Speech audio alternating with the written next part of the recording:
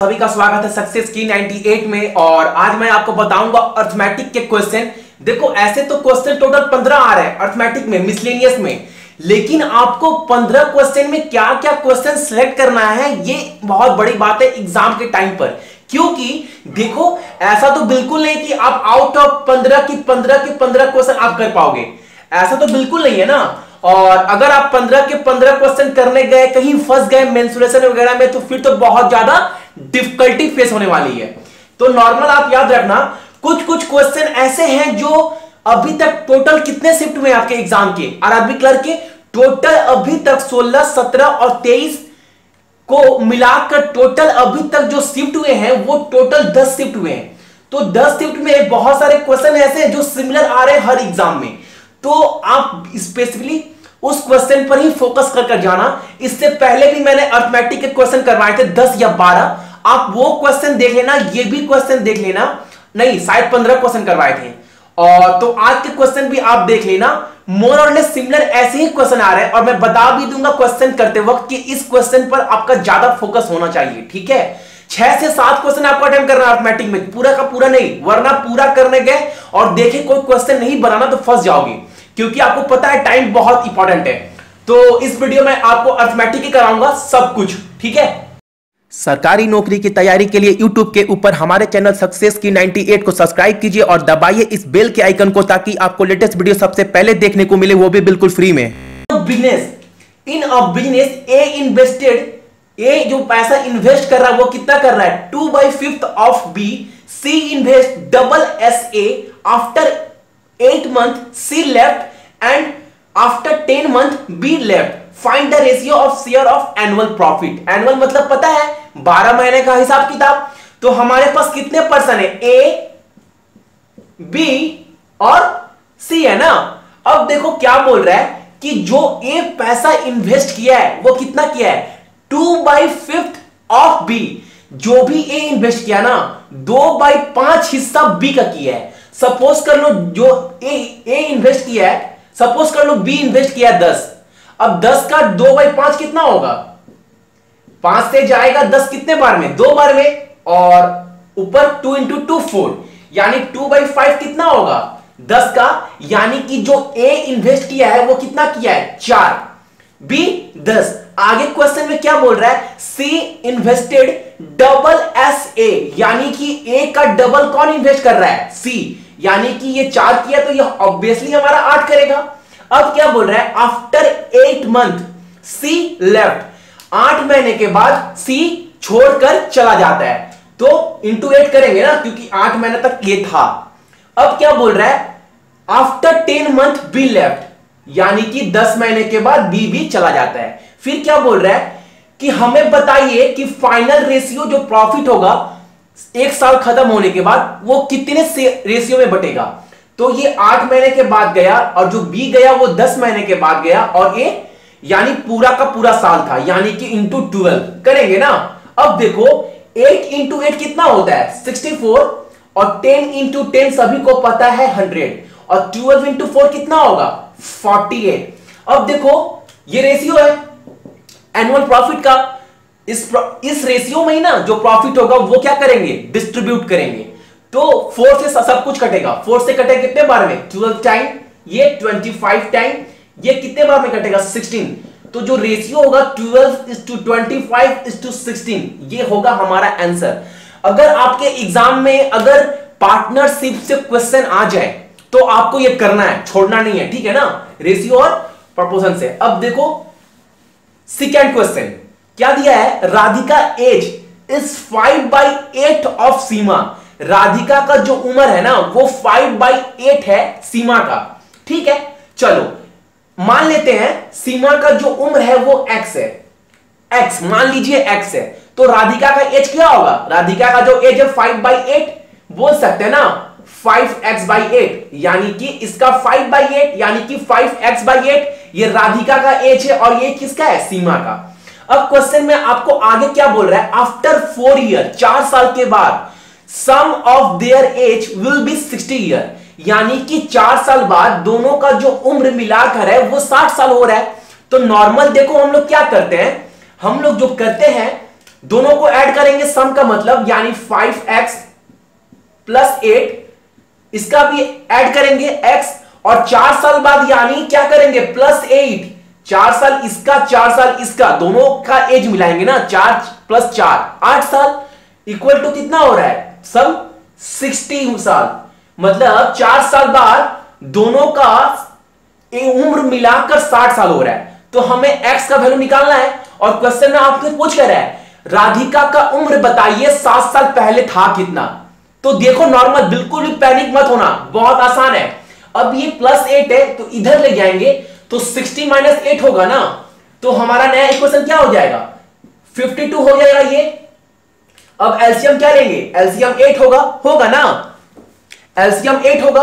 अब 8 जब एलसीएम होगा तो ये क्या होगा 5x प्लस 8x। अब 8 से ये 52 इंटू होगा ना, 8 इंटू 52 करेंगे तो कितना होगा 416। 8 ये तो हमारा एलसीएम है, 8 इंटू 52 करेंगे तो कितना होगा 416, ये होगा ना 416। अब देखो ये 8 इंटू 52 हो गया आपका कितना 416। अब ये कितना हो गया 8 प्लस 5 13, 8 प्लस 5 13 हो गया ना, 8 प्लस 5 13 हो गया आपका। तो नॉर्मल देखो ये जब 8 हट जाएगा क्योंकि 8 से इंटू होगा 52 तो 416। अब ये 8 प्लस 5 कितना हो जाएगा 13x, यानी कि जो मेरा हिसाब किताब होगा फाइनल में वो होगा 13x इक्वल टू 416। अब ये जब आप 13 से कट करोगे ये तो 32 टाइम में कट जाएगा। तो जो x का वैल्यू निकल कर आया है वो 32 साल है, यानी कि जो सीमा का उम्र निकल कर आया है, जो x का वैल्यू वो कितना है 32 साल है। यानी कि जो x था हमारा वो था कितना 32 साल। जब x 32 है, जब x हमारा 32 है और जो राधिका का एज था वो सीमा का 5/8 था, तो 32 का 5/8 क्या होगा। अब 8 से ये कटे कितने बार में 4 बार में, तो 4 इंटू 5 20, यानी जो राधिका का उम्र था वो था कितना 20 साल। अब पूछ रहा है इसका 20 इसका 32। अब पूछ रहा है राधिका का उम्र 7 साल पहले कितना था, अभी तो 20 है, तो 20 माइनस 7 कितना होगा आंसर 13 साल। उम्मीद करते हैं ये क्वेश्चन आपको अच्छे से समझ में आया होगा। ठीक है, चलो अब देखो हमारे पास 3rd नंबर क्वेश्चन है। थोड़ा इसको आप अच्छे से माइंड लगाकर समझिएगा, बिल्कुल आपको पेन पेपर की भी जरूरत नहीं पड़ेगी मेरे हिसाब से। क्या बोल रहा है, the average weight of group of 4 boy is 65। समझने वाला बात है, ऐसे तो सब कर लेंगे, 65 इंटू 4 प्लस 55 अब डिवाइडेड बाई 5, तो आंसर कितना आएगा 63। तो थोड़ा टाइम लगेगा, थोड़ा माइंड लगाओगे तो आपको ये करने की भी जरूरत नहीं पड़ेगी। देखो 65 the average weight of group of 4 boy, जो 4 बच्चों का एवरेज है उनका है कितना, उनका वजन का वेट कितना है 65, यानी 4 बॉय का जो एवरेज वेट है 65 है। 5वां बॉय, लेकिन जो 5वां लड़का है ना उसका वेट कितना था 55 केजी। ये 5th बॉय है, ये 4 लड़के मिलाकर उनका एवरेज है, लेकिन 5वां बॉय जो आया 55 है। तो बता रहा है 5वां बॉय आने के बाद पांचों का एवरेज वेट क्या होगा। देखो 4 लड़के का तो 65 होता, अगर 5वां लड़का का भी 65 होता तो एवरेज कितना होता 65 होता, लेकिन इसका है कितना, जो 5वां बॉय लड़का आया उसका जो वेट है वो 55 केजी है, यानी कि 65 नहीं है, यानी कि 10 कम है। 65 से कितना कम है 10 कम है। अब लड़के टोटल हो कितने गए 4, एक आने के बाद 5, यानी कि 5 डिवाइडेड बाय 10 कितना करेंगे 2, यानी कि एवरेज बॉय पर 2-2 केजी कर कम हो गया। तो हमारे पास पहले था कितना 65 केजी, अब 2-2 करे कम हो गया, तो 65 माइनस 2 कितना होगा आंसर 63 केजी। ठीक है, चलो अब आपके पास जो अगला क्वेश्चन है, ये देखो वेट वाले क्वेश्चन को आपको एग्जाम में करना है। ये क्वेश्चन मोर और लेस सारे शिफ्ट में आ रहे हैं अभी तक, तो इस क्वेश्चन को आप लोग स्किप नहीं कर सकते। जो अगला क्वेश्चन है, if the respective ratio between speed of boat downstream and that of upstream is 7:5। देखो downstream equal to upstream, ratio क्या दिया गया है 7:5, ठीक है ना। अब आपको क्या बोल रहा है, what is the respective ratio between the speed of boat in still water and speed of the current. देखो बोट का जो डाउन स्ट्रीम में रेशियो था स्पीड का, वो था कितना 7 और 5। अब देखो नॉर्मल याद रखना, अगर आप पहाड़ से नीचे उतरते हैं डाउन स्ट्रीम तो क्या होता है आपका, अब पानी के साथ साथ चलेंगे ना, यानी पानी का स्पीड भी बोट का स्पीड भी तो प्लस होता है ना। नीचे उतरते हैं तो बहुत आसानी होती है, हवा की तरह नीचे उतरते हैं। लेकिन जैसे ही पहाड़ पे ऊपर चढ़ते हैं या फिर पानी के धारा के अगेंस्ट में जाते हैं तो थोड़ा जोर लगता है, उतने स्पीड से जा नहीं पाते हैं। तो डाउन स्ट्रीम मतलब क्या, 7 + 5 यानी कि 12 होगा ना, 7 + 5 12। अब अप स्ट्रीम मतलब चढ़ने में मुश्किल हो रहा है अगेंस्ट में, तो आपको यही पूछ रहा है बोट का स्ट्रीम बताइए, स्टिल वाटर और क्या speed of the still water, speed of the current, ठीक है। तो देखो 7 + 12 होगा डाउन स्ट्रीम में यानी कि बोट का। अब अप स्ट्रीम है यानी कि करंट में, तो क्या होगा 7 - 5 होगा, तो कितना होगा 2। अब रेशियो पूछ रहा है, देखो डाउन मतलब क्या, हवा से बात करते हुए, मतलब पूरे मस्ती में जा रहे हैं डाउन स्ट्रीम पूरा मतलब स्पीड के साथ, तो 7 + 5 12।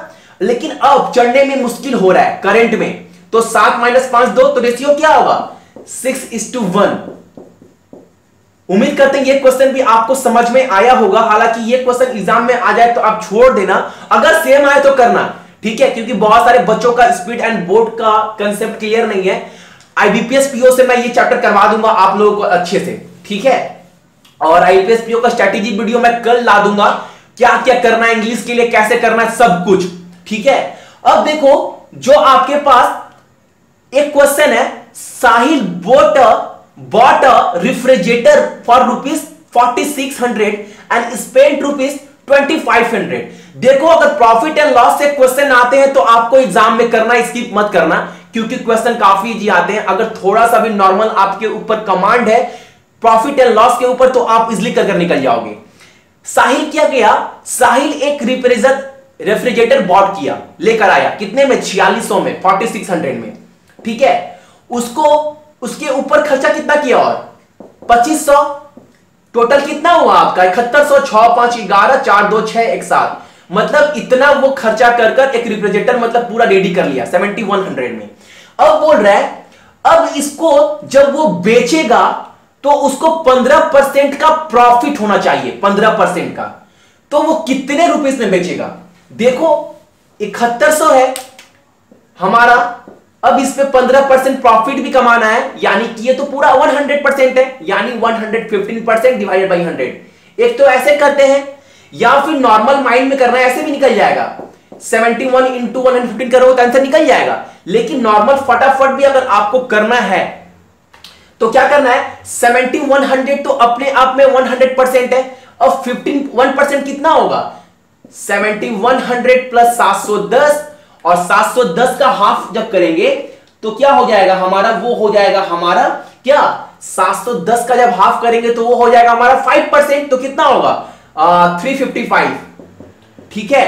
अब जब आप इसको ऐड करोगे तो 5 + 1 6 7 3 10 10 + 1 11 और 7 + 1 8, तो ये होगा हमारा आंसर, ठीक है। अब जो लास्ट क्वेश्चन दिया गया है हमारे पास वो क्वेश्चन है, if Mr. Dubey distributed his retirement benefit equality among his wife and only son, जो भी उनका रिटायरमेंट के वक्त जो भी पैसा मिला, जो भी बेनिफिट मिला, उन्होंने क्या किया ना, अपने बीबी और बच्चे में बांट दिया, ठीक है। फिर बोल रहा है for his respective share his wife and son spent 20% and 40%। देखो उसकी वाइफ क्या कर रही है ना, जो भी पैसा था उसकी वाइफ के पास उसमें से 20% खर्चा कर रही है। मान लो उसकी वाइफ के पास 100% था, उसमें से 20% खर्चा कर दी, ठीक है। और उसका जो बच्चा था वो कितना खर्चा कर दिया 40%। मान लो उसके बेटे के पास भी 100% है, उसमें क्या किया 40% वो खर्चा कर दिया। अब बोल रहा है आपको क्वेश्चन में आगे on buying clothes and saving the remaining amount, if the difference between the amount saved by them was 4000, यानी कि जो पैसा बचा है ना दोनों के पास, जो डिफरेंस, उसका जो डिफरेंस का वैल्यू वो कितना है, 4000 है। तो बोल रहा है आप बताइए कि रिटायरमेंट के वक्त कितना रुपया या कितना बेनिफिट मिला था मिस्टर दुबे को। अब देखो 20% उसकी वाइफ खर्चा कर चुकी है, तो बचाई कितना है, 80%, यही बचाई है ना। लड़का कितना बचाया है, वो बचाया है 60%। अब इन दोनों के बीच में जो डिफरेंस है वो कितना है, वो है 20%, और 20% इक्वल टू क्या बोला गया है, जो अमाउंट, जो difference between the amount saved by them was 4000, यानी कि जो डिफरेंस है दोनों का 20% इक्वल टू क्या बोल रहा है, 4000। तो बोल रहा रिटायरमेंट के वक्त उनको कितना टोटल बेनिफिट मिला था। तो देखो 20% इक्वल टू 4000, हमको 100% नहीं निकालना है, हमको जो निकालना है वो 200% निकालना है।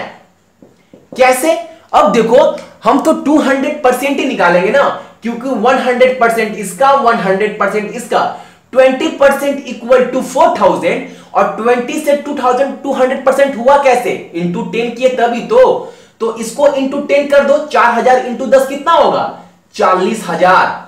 तो ये होगा हमारा आंसर। तो आपको याद रखना अर्थमेटिक में 5, 6 से 7 क्वेश्चन ही आपको अटेम्प्ट करने हैं। मेंसुरेशन वगैरह में कमांड अच्छा नहीं है तो उसको आप छोड़कर आना, वरना उसको करने लग गए ना, अगर लड़ाई करने लगे कि करके ही आएंगे, फिर तो फंस जाओगे। तो ऐसे ऐसे क्वेश्चन जो भी आपको डिफिकल्टी लगी, जिसपे कमांड अच्छा नहीं है, स्किप करो।